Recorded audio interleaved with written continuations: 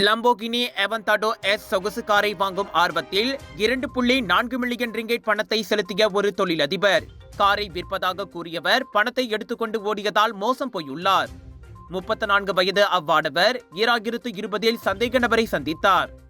பாதிக்கப்பட்டவரிடம் 2.4 million ரிங்கெட்டுக்கு அந்த super காரை விற்பதற்கு ஒப்புக்கொண்ட சந்தேக நபர் ஸ்லாங்கோர் பூச்சோங்கில் உள்ள மோட்டார் நிறுவனம் ஒன்றில் அதே ரக காரை சோதனை ஓட்டம் செய்து பார்க்கவும் ஏற்பாடு செய்துள்ளார்.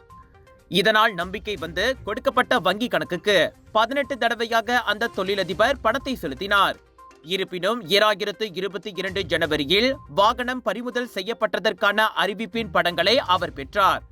நியாயம் கேட்டதும் பிரச்சனையை சுமூகமாக முடித்துக் கொடுப்பதாக உறுதியளித்த சந்தேக நபர் கார் உரிமையை மாற்றி தருவதோடு புகார்தாரரின் பெயரில் காரை பதிவு செய்யவும் ஒப்புக்கொண்டார். ஆனால் இன்று வரை தம்மிடம் கார் வந்து சேர்ந்த பாடில்லை என பாதிக்கப்பட்டவர் போலீசில் புகார் செய்துள்ளார். இதையடுத்து மோசடி செய்ததன் பேரில் குற்றவியல் சட்டத்தின் 420வது பிரிவின் கீழ் சந்தேக நபர் தேடப்படுகிறார். கடைசியாக ஸ்ரீகம்பாங்கான் தாமான் சுங்காய் பிசி ஸ்ரீ இண்டா அடுக்குமாடி குடியிருப்பில் வசித்து வந்த லீம் ஓ எங் என்பவரே அந்த சந்தேக நபர் ஆவார். குற்றம் நிரூபிக்கப்பட்டால் அவருக்கு அதிகபட்சம் 10 ஆண்டுகள் சிறையும் பிரம்படியும் அபராதமும் விதிக்கப்படலாம் என போலீஸ் கூறியது.